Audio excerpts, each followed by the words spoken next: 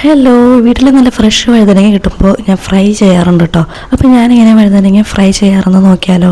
വഴുതനങ്ങ ഇതുപോലെ റൗണ്ടിൽ സ്ലൈസ് ചെയ്തെടുത്തിട്ടാണ് കേട്ടോ ഞാൻ ഫ്രൈ ചെയ്യാറ്. ഇനി നമുക്ക് ബാറ്റർ റെഡിയാക്കാം.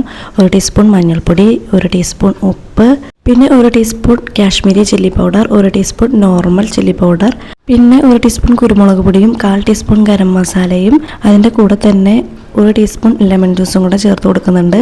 ഇപ്പോൾ ചേർത്തത് 2 കഷ്ണം വെളുത്തുള്ളി ചതച്ചതും 1 ചെറിയ കഷ്ണം ഇഞ്ചി ചതച്ചതുമാണ് കേട്ടോ. പിന്നെ കുറച്ച് മല്ലിയിലയും കൂടെ ചേർത്ത് വെള്ളം ഒഴിച്ച് നന്നായിട്ട് മിക്സ് ചെയ്തെടുക്കുന്നുണ്ട്. ഇഞ്ചിയും വെളുത്തുള്ളിയും ചതച്ച് ചേർക്കുന്നതിനേക്കാൾ പേസ്റ്റ് ചേർക്കുന്നതാണ് കേട്ടോ നല്ലത്. എൻ്റെ അടുത്ത് ആ സമയത്ത് പേസ്റ്റ് ഉണ്ടായിരുന്നില്ല, അതുകൊണ്ടാണ് ഞാൻ ചതച്ച് ചേർത്തത്.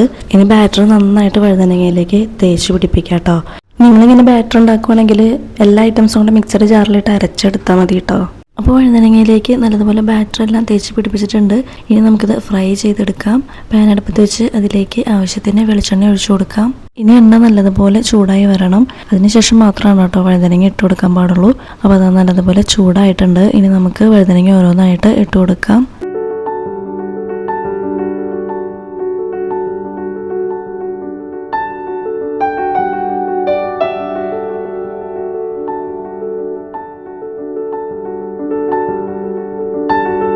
അപ്പോൾ നമ്മുടെ വഴുതനങ്ങ നല്ലതുപോലെ ഫ്രൈ ആയി വന്നിട്ടുണ്ട് കേട്ടോ. ചോറിൻ്റെ കൂടെ ഇത് നല്ല ടേസ്റ്റാണ് കേട്ടോ. കുറച്ച് തൈരും കൂടെ ഉണ്ടെങ്കിൽ അടിപൊളിയാണ്. പുതിയൊരു വീഡിയോയുമായി വീണ്ടും കാണാം.